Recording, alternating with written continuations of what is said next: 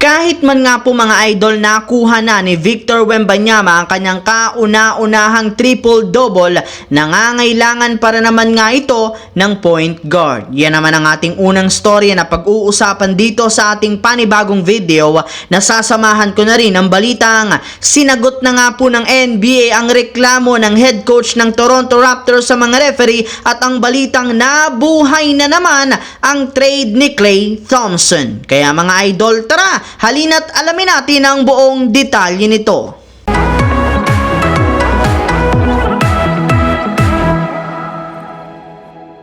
Naipanalo nga po mga idol ng San Antonio Spurs ang kanilang game ngayong araw laban sa Detroit Pistons sa score na 130-108 sa pangunguna ng kanilang batang superstar na si Victor Wembanyama, na nakapagtala ng kanyang unang triple-double sa kanyang karir sa liga sa pagkakakuha nito ng 16 points, 12 rebounds, 10 assists sa loob lamang ng 21 minutes. Kaya dahil nga po sa kanyang naging performance, siya na nga ang panlimang pinakabatang player sa NBA history na nakapagtala ng triple-double, sunod kina Josh Giddey, LaMelo Ball, Markelle Fultz at si Luka Doncic. Bukod nga po dyan, siya na rin naman ang pinakabatang sentro sa NBA history na nakapagtala ng triple-double. Kaya di na nga nakapagtataka kung bakit pinagkaguluhan siya ang kanyang pangalan sa social media. Pero sa kabila nga po niya, nananatili para namang kulelat ang San Antonio Spurs sa West, gayong napakarami para naman ng kahinaan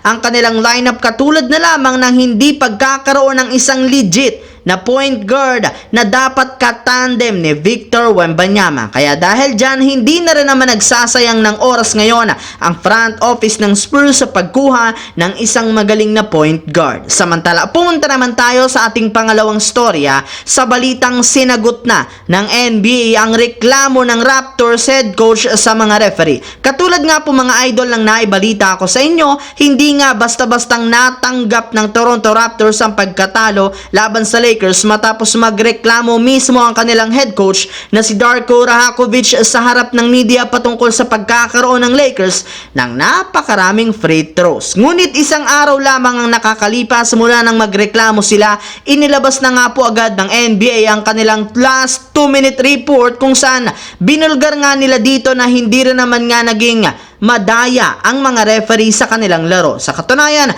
meron pa nga pong dalawang no call ang mga referee sa huling minuto ng kanilang laro na pumabor sa Raptors. Una nga dyan ay hindi tinawagang moving screen na ginawa ni Scottie Barnes kay Austin Reeves, na sinundan rin naman ng no call contact ni RJ Barrett kay Anthony Davis, na siyang rason bakit nabitawan nito ang bola. Kaya dyan pa lang dapat nang tigilan ng Raptors ang pambabatikos sa mga referee kung ayaw nilang mapatawan ng multa. Habang dumako naman tayo sa ating huling storya sa balitang nabuhay na naman ang trade ni Klay Thompson. Nabigo na naman nga po mga idol ang Golden State Warriors ngayong araw matapos silang matambakan ng New Orleans Pelicans ng 36 points, 141-105. Katulad nga po ng nagdaang laro, hindi na rin naman dito nakapalagpa ang kanilang superstar na si Stephen Curry na meron lamang 15 points. Kaya dahil dyan sa kanilang pagkatalo, bumagsak na nga sila. 17 wins, 20 losses ang kanilang record bilang pan-12 o purok 12 sa West. Maging si Stephen Curry, napapagod na rin naman at nagre-request na sa kanilang team na gumawa na ng trade. And speaking of trade mga idol, ayon nga po mga idol sa ibinulgar ni Mark Stein, wala ngang interes ang Warriors na i-trade ang kanilang batang player na si Jonathan Kuminga. Mas mataas pa rin naman nga ang tsansa ngayon na i-trade nila sa ibang team ang kanilang mga superstar kagaya ni Klay Thompson at Draymond Green. Yes mga idol, nabuhay na naman ang trade ngayon ni Klay Thompson, at base nga sa isang NBA insider, isa nga sa mga teams na posible siyang ibigay ng Warriors ay sa Los Angeles Lakers. Nangangailangan rin naman ngayon ng isang sharp shooter katulad niya. Pero syempre, hindi rin naman nga magiging madali ang kanyang trade, gayong kakailanganin nga po ng at least 3 to 4 teams ang magtutulong-tulungan upang matuloy lamang ang trade ni Klay Thompson sa Los Angeles Lakers.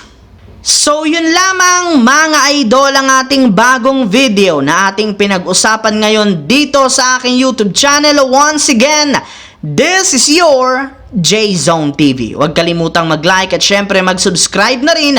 Pindutin ang notification bell sa akin channel para lagi kayo maging updated sa mga videos na pinapalabas ko. Isang malaking shout out sa lahat ng Solid J-Zone TV na laging nanonood dyan. Thanks for watching mga idol. Hopefully, nag-enjoy kayo ngayon.